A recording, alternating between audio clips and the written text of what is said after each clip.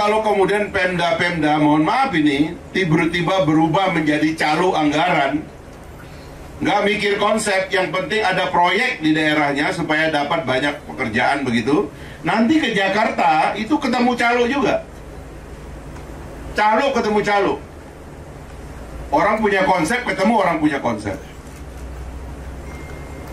Makanya saya kalau dimintain tolong sama Pemda dulu, saya tuh bingung ya. Kok nggak mau datang ngusulkan proyek melalui saya? Karena saya akan debat dia. Ini Anda perlukan nggak? Untuk siapa? Kenapa konsepnya begitu? Bener nggak gedung 5 lantai pakai lift nggak ini? Itu saya pasti debat. Itu makanya kewalahan. Selama saya jadi anggota dewan, jarang sekali yang berani ketemu saya karena saya debat. Nggak kuat debat, ketemu calo. Nah, calo gampang. Yang penting sekian persen, Pak. Itu awalnya persekongkolan anggaran. 300 lebih unit. Tiba-tiba dibangun di situ di pinggir pantai juga, ya.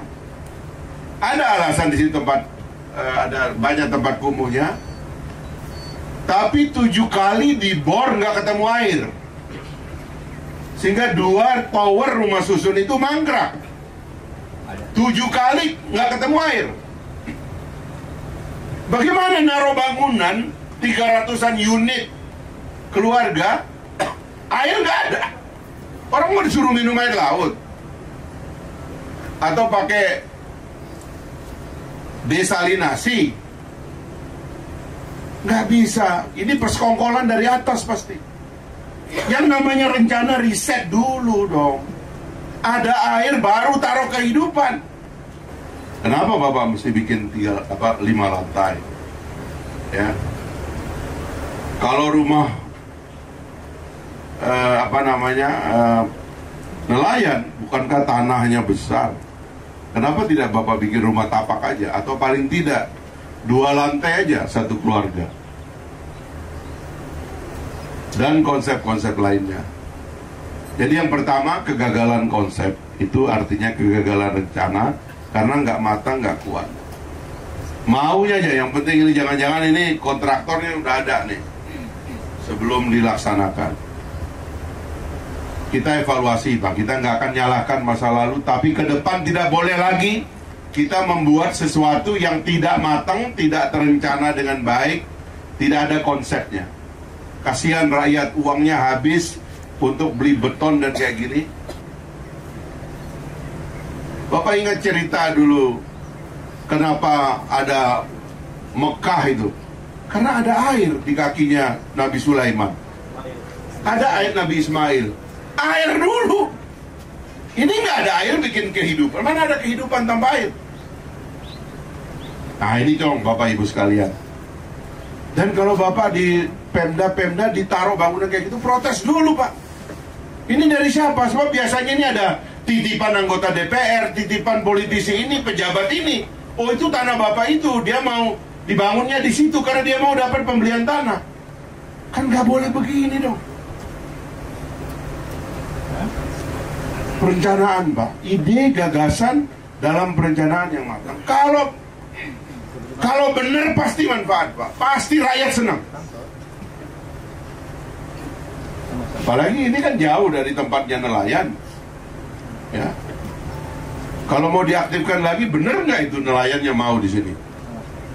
Cek dulu airnya, benar nggak ada sumber air di sini?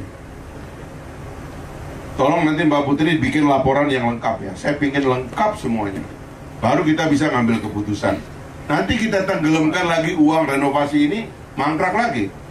Kasihan Pak, duit rakyat, rupiah demi rupiah itu kan dari keringat rakyat, dari tetesan keringat rakyat. Yang kedua, ketiadaan kelembagaan yang bertanggung jawab. Kan harus ada orang yang mengambil keputusan ini. Dasar pengambilan keputusannya tadi ada, terus lembaganya apa? Saya mengusulkan agar teman-teman di daerah, terutama kemarin Pak Kepala Dinas Saya menemukan ya dinas Perkim di mana-mana, saya menemukan banyak sekali desainer-desainer yang jago, yang betul-betul bisa menangkap kepentingan rakyat dalam pengadaan rumah. Lalu mereka visualisasikan, lalu mereka usulkan. Ini bagus sekali. Nanti kami juga akan lombakan ini, ya, kabupaten dan kota yang jago dalam perencanaan, lalu kemudian diajukan. Sebab begitu caranya. Kalau rencananya itu benar karena gagasan yang baik, insya Allah saya sering bilang kemana-mana, uang itu banyak, uang itu ada. Untuk rakyat uang selalu ada. Pak Prabowo begitu jadi presiden, dia naikkan upah buruh. Dia nggak peduli, dia pernah janjikan atau tidak janjikan, dia naikkan upah buruh. Belum sebulan dia naikkan gaji guru. Sekarang kita dari kementerian ini sudah mengesahkan unit baru untuk MBR. Dari 200.000 unit sekarang sudah 220.000 unit. Dan kemungkinan bisa naik lagi. Sedang kami evaluasi apakah yang 220 akan terserap atau tidak. Kalau terserap akan kita tambah sampai akhir tahun. Uang ada, yang penting manfaat bagi rakyat. Kita merem kalau udah kepentingan rakyat itu. Cuman jangan salah kayak gini. Yang kedua tadi kelembagaan tadi, tolong yang bertanggung jawab. Nah yang ketiga baru kemudian orang-orang yang terlibat dalam perencanaan seperti ini. Mari kita junjung tinggi integritas kita. Jangan mau terlibat dalam pembuatan rencana yang tidak diperlukan rakyat. Bapak Ibu sekalian, kita punya nurani untuk mengatakan itu bermanfaat atau tidak bermanfaat untuk rakyat. Nah yang terakhir tentunya Bapak Ibu sekalian, nanti kita lihat, saya juga ingin dapat visualnya. Tapi tentu kawasan ini sudah kejadian, dan bangunan ini nanti ahli arsitek harus menilai apakah ini masih layak untuk dihuni, apakah struktur bangunannya masih kuat karena ini di pinggir pantai. Jangan-jangan besinya sudah keropos, bisa rubuh kalau ada gempa dan sebagainya. Tolong dicek. Dan setelah itu saya minta, ini mungkin melibatkan provinsi atau apa, penataan. Jangan cuman menata gedung ini, tapi seluruh kawasan Kayangan ini kita tata sekalian. Kita jadikan Kayangan ini satu pelabuhan yang modern, Pak Ilyas, ya. Karena ini yang menampung transportasi bagian timur Indonesia, ini tol laut kita. Sumbawa itu Pulau Sumbawa jadi Pulau Food Estate. Ya, karena itu perlu pelabuhan yang baik dan kawasannya perlu ditata keseluruhan. Jangan cuma satu. Kalau cuma satu doang, ini dugaan saya tidak bisa, tidak nyanda, Pak. Taruh nelayan MBR di sini, sementara jalannya khusus dibikin. Yang punya kendaraan berapa? Kalau ke laut mungkin gampang, ada sampan. Tapi pergi ke pasar, pergi ke puskesmas, pergi ke kepentingan lihat keluarga dan sebagainya, nggak ada transportasinya, nggak mungkin. Makanya kawasannya sekaligus harus kita tata. Uang ada, tapi gagasannya harus mahal, idenya harus cemerlang, harus jujur. Nah tolong kita kumpul ya, yang ikhlas-ikhlas. Mari kita rancang sesuatu yang terbaik buat daerah kita. Saya melihat perubahan Kayangan lama sekali untuk jadi tempat modern.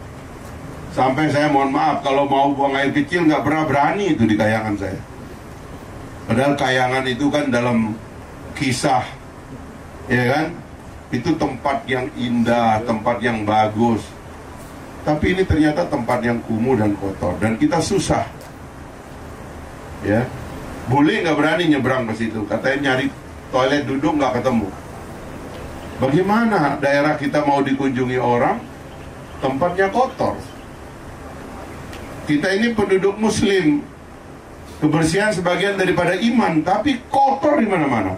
Sampah nggak ada yang urus. Kita mau makan bagaimana? Enak, lalatnya di mana-mana.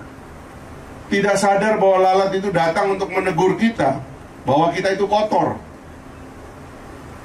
Bapak pergi ke kota-kota besar yang modern, nggak ada lalat, Pak. Seperti makhluk itu sudah dibunuh. Kenapa nggak ada pesan lagi yang mesti dibawa? Kotanya sudah bersih. Kalau di sini banyak lalat, itu pesan datang bahwa kita kotor.